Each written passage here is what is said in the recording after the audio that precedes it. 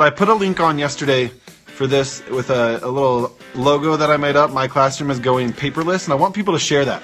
If you have ideas of ways that you go paperless in your classroom, share them with me, share them with the Teachers Learn Too community by cropping that logo and pasting it as your profile picture, or put it on with your ideas in the comments.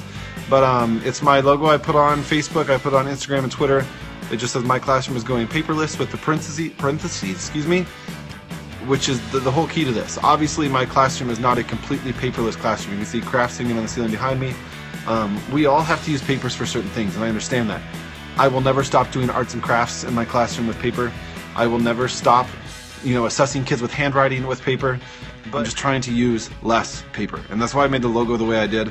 So teachers that are on, if you have ways that you make your classroom paperless, share it with us and crop that logo out. Use that as your profile picture, use it on Instagram, use it whatever you want. But hashtag it Teachers Learn Too with the number 2 and TOO, and hashtag Periscope Lunch Party in it, so that we can all see this as we're joining this community here of teachers who are sharing ideas over lunch. So thank you again for joining in. What I wanted to do today is just briefly go over some ways that I have gone paperless in my room already, or some ways that I want to start. So the first one I wrote down are notes home. And if you are like me in our school, we are overloaded all the time with notes from the office that are getting stuffed in kids' folders about things that are going on in the building, but also things from the community.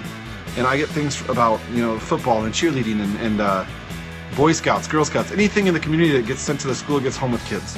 So they're already getting overloaded with those papers coming home.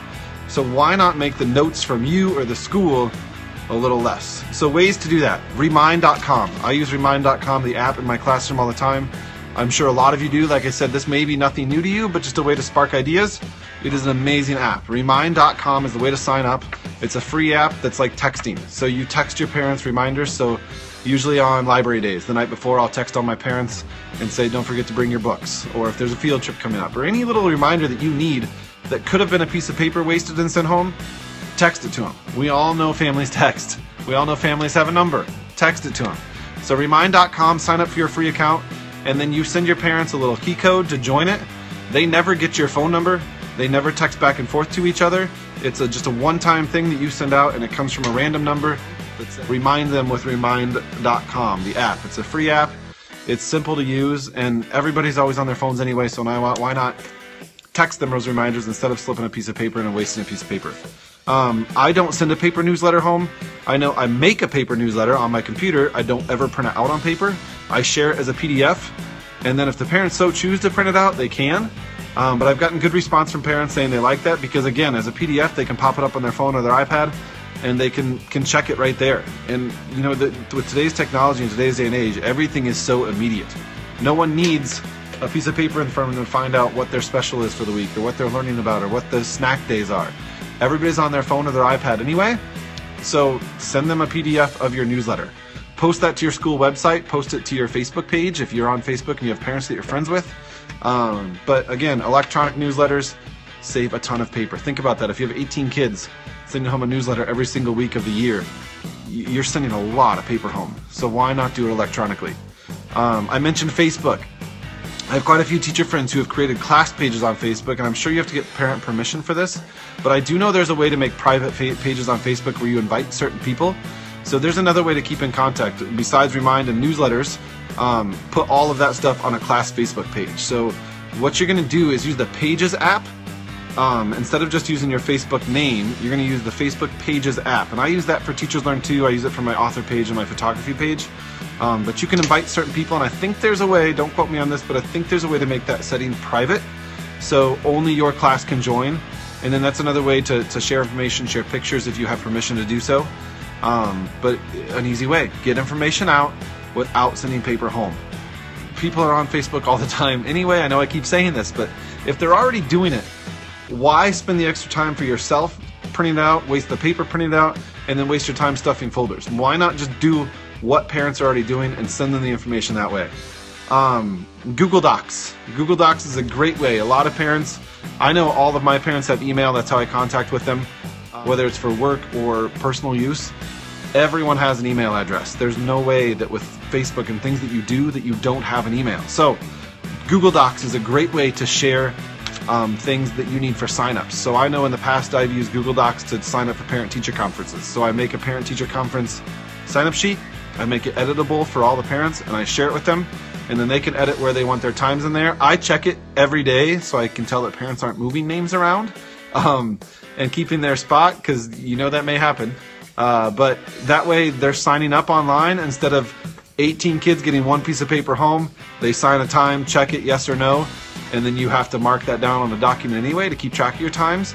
So why not send the schedule out through a Google Doc? They mark it on there. You have it all in front of you already. The last parent contact one I have down is Shutterfly. So a good friend of mine, Kurt Schwengel, who is a kindergarten teacher out in California, he runs a site called rockandrollkindergarten.com. He's a presenter for SDE all around the country. He introduced me to Shutterfly share sites, and this is how I share a lot of information with the parents in my classroom. My Shutterfly share site is password protected, so only the parents who have that password and family members that they choose to give it to can get onto that site. But on that site I put pictures, I put a class calendar, there's kind of like a little journal page. I put the free websites that we're using in our classroom and favorite websites that we're using. But there's also a way on there that you can create a sign-up sheet to do volunteers. So in the past, I haven't gotten ready this year, but I know Kurt does classroom sponsors, where he has a list of all the activities throughout the year that he's going to need help with, and the parents can go on that Shutterfly site again and sign up to help. So that's just another way that we're not sending a piece of paper home for parents to sign up to help with things.